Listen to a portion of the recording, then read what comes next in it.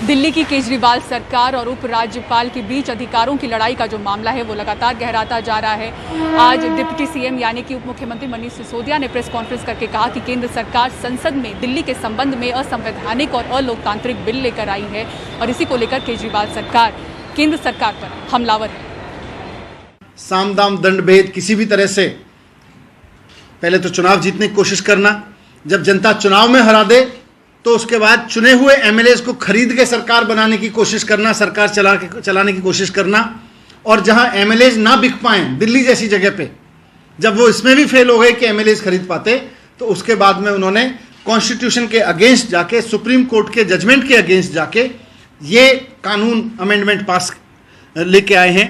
और इसमें कुल मिला के चुनी हुई सरकार की जगह भारतीय जनता पार्टी पिछले दरवाजे से अपनी सरकार बनाने की कोशिश कर रही है।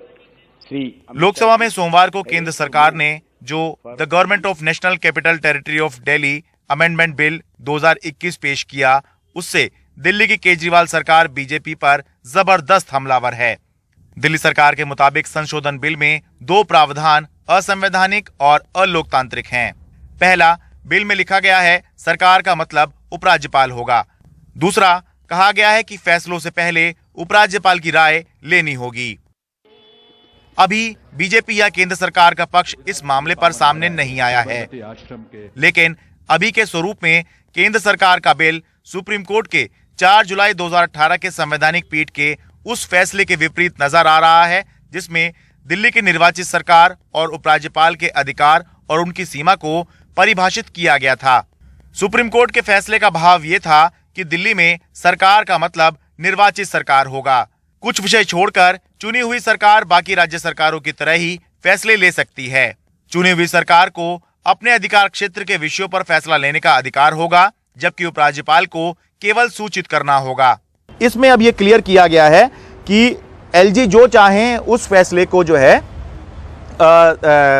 मंजूरी जो है चुनी हुई सरकार को उपराज्यपाल से मंजूरी लेनी होगी। कोई भी अपना फैसला अगर एलजी ने आदेश दे दिया आप सारे फैसले मेरे पास भेजिए, तो वो सारे फैसले भेजने पड़ेंगे। अगर उन्होंने कहा कि ये 10 विषय हैं आप इन पे भेजिए, तो उन पे जो है मंजूरी चुनी हुई सरकार को लेनी होगी।